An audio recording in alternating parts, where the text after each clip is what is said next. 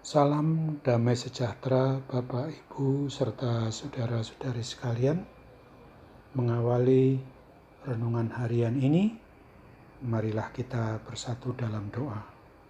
Tuhan Allah Bapa kami, Allah yang melampaui segala akal, hati dan pikiran kami manusia, berfirmanlah kepada kami, sebab kami tidak hanya bersedia mendengar, tapi kami mohon pertolongan Roh Kudus, memampukan kami untuk melaksanakan dalam hidup sehari-hari. Dalam nama Tuhan Yesus kami berdoa. Amin. Nas renungan harian kita diambil dari Matius 7 ayat 14. Karena sesaklah pintu dan sempitlah jalan yang menuju kepada kehidupan, dan sedikit orang yang mendapatinya. Sebagai tema dari nas renungan kita ini adalah sesak pintu dan sempit jalan menuju kehidupan.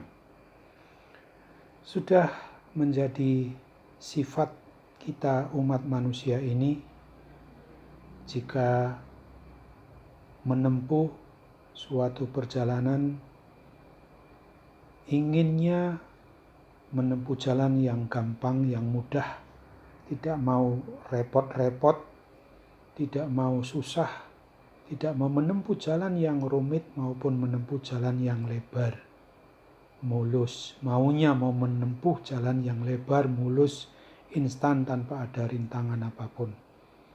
Sebagaimana diingatkan juga di Matius 7 ayat 13, lebarlah pintu dan luaslah jalan yang menuju kepada kebinasaan, dan banyak orang yang masuk melaluinya. Firman Tuhan yang dituliskan pada Alkitab menegaskan bahwa jalan yang lebar adalah jalan yang membawa manusia kepada kebinasaan. Tetapi justru banyak sekali orang mau menempuh jalan tersebut.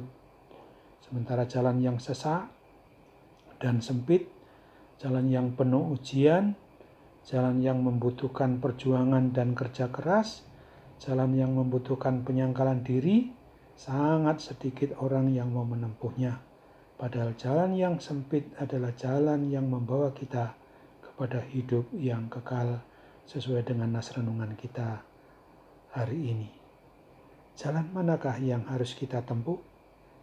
Menempuh jalan yang lebar atau sempit adalah sebuah pilihan hidup. Tidak ingin mengalami kebinasan kekal? Mungkin pertanyaan itu pantas untuk kita tanyakan kepada diri kita. Mulai dari sekarang, mari kita menempuh jalan Tuhan Yesus Kristus. Sekalipun jalan itu dapat dikatakan sempit dan sesak. Menempuh jalan Tuhan Yesus yang Dia sudah tunjukkan dan Dia sudah lakukan sebagai contoh dan teladan memang bukan perkara mudah. Ada harga yang harus dibayar, yaitu harus taat dan setia melaksanakan firman Tuhan Yesus itu, yang artinya kita harus menyalibkan kedagingan kita, tak menuruti hawa nafsu kedagingan kita itu sendiri. Menempuh jalan Tuhan berarti kita meneladani Kristus.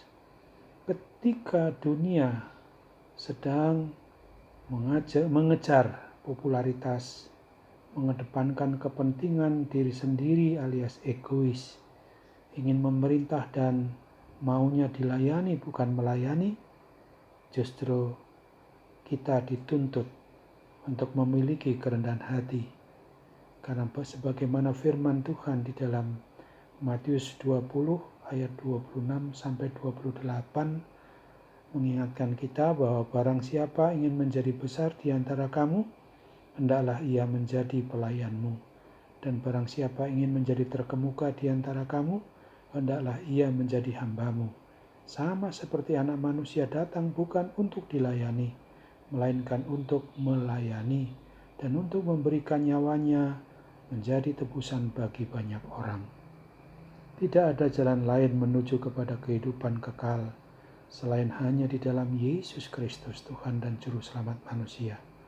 Oleh sebab itu jangan pernah kita menukar keselamatan kita dengan jalan yang duniawi sifatnya, yang menuju kepada kebinasaan itu. Menempuh jalan Tuhan Yesus yang Dia sudah tunjukkan yang sempit dan sesak memang berat, tapi oleh pertolongan Roh Kudus memampukan kita dapat menguatkan dan menyertai kita sampai menuju garis akhir.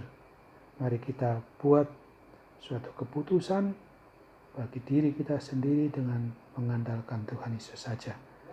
Ingatlah firman-Nya, Akulah jalan dan kebenaran dan hidup. Tidak ada seorang pun yang datang kepada Bapa kalau tidak melalui aku. Yohanes 14 ayatnya yang ke-6. Amin. Mari kita kembali bersatu dalam doa.